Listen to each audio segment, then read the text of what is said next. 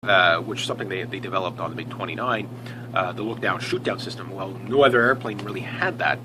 You could have a monocle, you could look at an airplane, you could target it, and you could shoot it down up to 190 degrees in either direction. Arguably, it had a jam-proof radar. I would still say the F-15 at the time had better radar and stuff like that. Engine power, well, the Su-27 had more powerful engines that were actually lighter and better, lower fuel consumption. However, the Soviets still have the same problem today. Their engines burn dirty. Every Soviet fighter I've ever seen do a high G turn pukes black smoke out of the engines. It's just that unburnt kerosene or diesel or whatever they're burning, or the high avgas or whatever they're burning. You know, it burns dirty. It's just something the Soviets always had. You see it a bit on the American fighters when they do a high G turn, but nowhere near like the, it kind of gives you away. It's just little things like that the Soviets are not quite up to par on. But the other thing about the Soviet engines is they could burn pretty much anything but crude oil, but because they were designed with that in mind, that, if you were in an all-out, prolonged war, you would really want something that, if it's liquid, put it in, we'll fly it. You know what I mean? So they're extremely clever that way. The other thing the Su-27 had is it started adopting some of the things that the Americans were doing, which was radar absorbent paint on their aircraft rather than just paint them with whatever.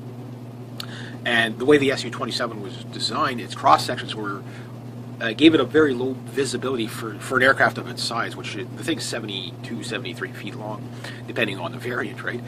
It's a big airplane. It's bigger than the F-15. It had an awful lot. It almost doubled the wing area, about 1,200 square feet, kind of like the Avro Aero. I think it's 1,260 feet is something like that. It was almost identical to the Avro Aero in just wing area. That's what gives the airplane such control, and able to carry so much.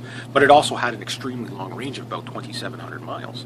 So in that fact, it was designed to counter, as an escort fighter, to escort, say, the MiG-31s. It would be the escort to that. Kind of like Spitfire versus P-51. P-51, 2,000 mile range, Spitfire 450 mile range, but the Spitfire climbs faster, a little more maneuverable. So one's an interceptor, one's an escort. So that's what we have with the Su-27 lineup. It becomes an escort, and it also had it was capable of carrying slightly 10 hard points for weapons instead of just the 8 that the F-15 had. So it had a lot of, but the F-15 was still a faster airplane, still slightly better in the role, almost the same as the MiG-20, the MiG-15 and the F-86 Sabre, almost the same kind of comparisons. In a turn, obviously, the big thing that the flanker had, the Su-27, that the Americans didn't, was thrust vectoring. Although extremely high maintenance, it probably still is extremely high maintenance.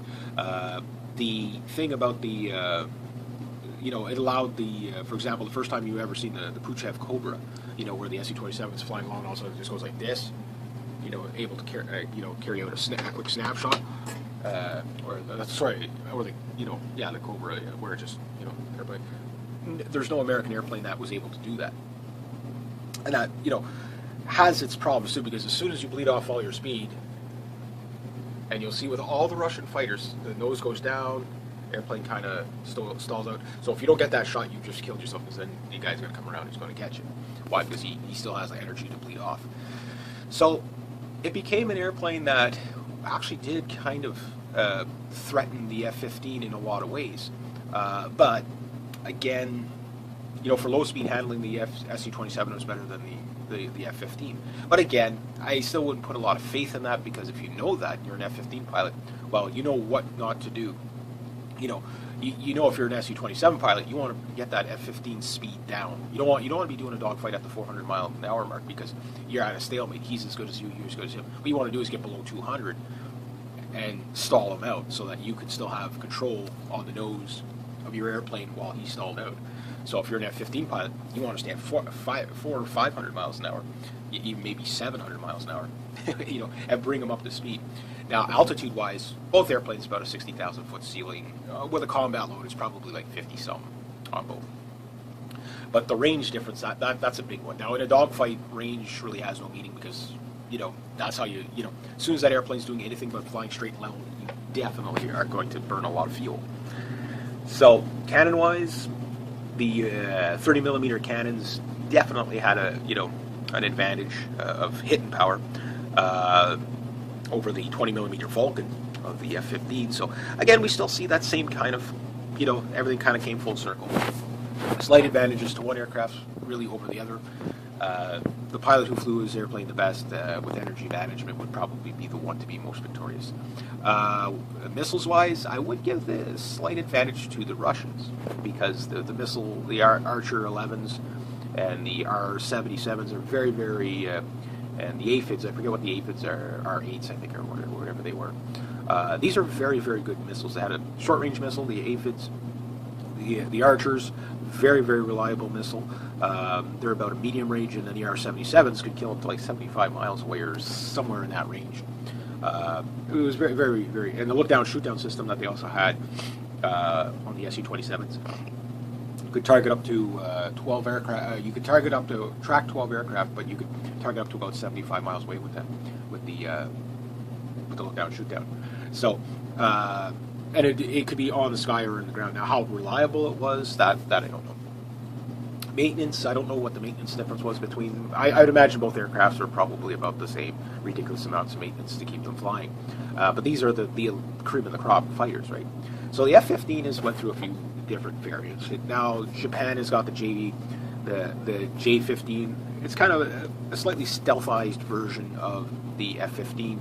The Israelis have their F-15s, which are, again, getting older and stuff like that. Not a single F-15 has ever been shot down in air-to-air combat that I know of, although F-15s have crashed. F-15s have had, the most impressive one was an Israeli F-15 that had a wing blown off. I can't remember if it was mid-air collision or if it was battle damage, but an entire wing was ripped off the airplane. The entire right wing was ripped off the airplane. The guy flew it home with one wing. What does that tell you about the airplane? That's impressive no matter how you look at it. And he landed it, like he didn't eject, he landed it. So, I don't know, until I've seen an awful lot of Su-27s crash, mostly at air shows, but some of them, just a pilot lost control at low level and, in he goes. I mean, these airplanes, you got to think like 30, 40 miles ahead of them, It's not your next move, it's your next 10 moves that you got to consider, or else you put yourself in the ground. But that's pilot experience, right? So, they also have what's known as the Silent Eagle, which basically has internal bays. It's kind of like a cheap alternative to the F-22. It's like, okay, well, it's got larger fuel capacity. There's the Strike Eagle, which is the tandem. The F-15 is still, it'll always, even though there's a lot of newer, lighter airplanes that can kind of outturn it and stuff, the F-15 itself is a legendary airplane. By no means is any Air Force undergunned with it, even in today's market of super fighters, because again, at some point, like after 400 or 500 miles an hour, every airplane is going to be turning the same because the pilot can't take any more than that, So, and the thing about the F-15 is because it's a stable airframe, you can upgrade it to, if they put lighter, more powerful, more fuel, efficient engines in there, they win out. The thing is it is a very fast airplane. It's classified at the top, but Mach 2.5 is the typical given answer, so you probably add 25% to that. I'm pretty sure it'd probably easily hit close to Mach 3. I don't know how long it can do that for, but it's a powerful enough airplane that it'd probably do it. The Su-27 Mach 2.3, so it probably goes a little bit faster than that as well. Again, that's what they rated it for. It doesn't mean it's necessarily what it does, right? Power to weight is about the same from the F-15 to the Su-27, but the difference is the Su-27 has more wing area. That's where it really wins out, is the wing area. Now, all the advancements that were made on the F-15s, which also now have look down, shoot down, the Canadian F-18s, CF-18s, they have look down, shoot down. So again, all the super maneuverability and stuff like that, it kind of doesn't really let you win as much as it razzle dazzles you at the air shows. But like a British Typhoon pilot said, he goes, that's nice at air shows, but you do that in a dogfight, you're going to get killed, And You know, because the other guy's expecting you, he's hoping you're going to do that. Yeah, you just try to get that fast shot off. You know, I'm just going to be looking at you when I'm shooting. The difference is you're not going to have any power left to evade the missiles. And one thing about all the Russian aircraft, whether it's the MiG-29 or the Su-27, as soon as they do the Cobra or the kill butt maneuver, airplane pretty much stalls out, they go nose down. Meaning at that point when the nose starts coming down where they have to build up speed, they're extremely vulnerable. They have no control of anything going on around them. So if you got a guy that can exploit that, that's the moment he's going to exploit you. So that said, the Russians didn't just say, okay, well, here's the Su-27, we're going to stop there. No, they started bringing out other variants, for example, the Su-33, the aircraft variant, and then the Su-34 Platypus, which and the Su-30, which is kind of like their technical wonder, you know, their ultimate strike aircraft. Now, the Su-34 Platypus is basically a bomber, but it's completely built on the Su-27 design, slightly different wing angles. It's also meant for naval time, you know, basically anti-shipping. It's that kind of airplane. Tremendous payload, phenomenal cruise speed, and also an extremely long-ranged aircraft. We're talking 7,000 miles, but you know, it's a different rolled aircraft. Not quite as fast as the regular Su-27, so you know, about 1,200 miles an hour is about as fast as it goes. So they gave up some speed for other things. Now, there's a few countries. I think India is the only one that I know of that has the Su-34, which, you know, again, it's getting out of that. It's no longer a regular fighter, but they did. You know, the Su-33 is basically. You can get them with forward canards or not. Same with the Su-30. All variants you can get in different, you know, the Russians will build you just about any level to any level you want. So that's why you'll see some with canards, some without. The one with canards have better maneuverability, but the ones without the canards, well, they get, you know, better performance in other ways. You know, faster climb, that type of thing, higher speeds, better fuel efficiency. Then they designed the Su-37, and up to that point they were all, except for the Su-34 Platypus, the rest of them are pretty much all called flankers. Now they said, well, this is basically based on the Su-27 design, but it's such a revolutionary, every aspect, like, it's a new airplane, but it's just based on the old design. Again, they don't reinvent the wheel, they refine it. So they nicknamed it the Terminator. And when you see the thing fly, it's the ultimate refinement at that point of the Su-27. More powerful engines, slightly lower range, but more power, more maneuverability, more advanced avionics, a jam-proof radar, all the good stuff, right? But yet still a lot of commonality. For example, landing gear, stuff like that, you know, still common to the Su-27, so they don't have to retool everything, just the certain areas. The Su-37 was kind of like the prototype.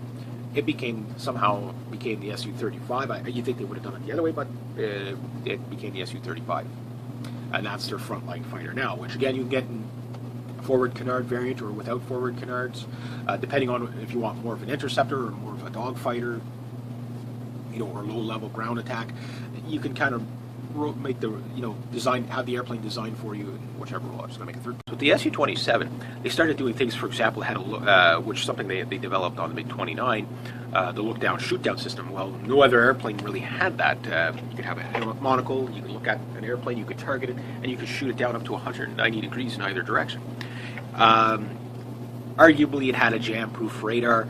I would still say the F-15 at the time had better radar and stuff like that. Engine power, well, the Su-27 had more powerful engines that were actually lighter and better, lower fuel consumption. However, the Soviets still have the same problem today. Their engines burn dirty. Every Soviet fighter I've ever seen do a high G turn pukes black smoke out of the engines. It's just that unburnt kerosene or diesel or whatever they're burning, or the high avgas or whatever they're burning. You know, it burns dirty. It's just something the Soviets always had. You see it a bit on the American fighters when they do a high G turn, but nowhere near like the, you know, it kind of gives you away. It's just little things like that the Soviets are not quite up to par on. But the other thing about the Soviet engines is they could burn pretty much anything but crude oil, you know. But because they were designed with that in mind, that, you know, if you were in, you know, an all-out, you know, prolonged war, you would really want something that, you know, you know, if it's liquid, put it in, we'll fly it. You know what I mean? So they're extremely clever that way. The other thing the Su-27 had is it started adopting some of the things that the Americans were doing, which was radar absorbent paint on their aircraft rather than just, you know, paint them with whatever. And the way the Su-27 was designed, its cross sections were gave it a very low visibility for an aircraft of its size, which the thing's 72, 73 feet long, depending on the variant, right? It's a big airplane. It's bigger than the F-15. It had an awful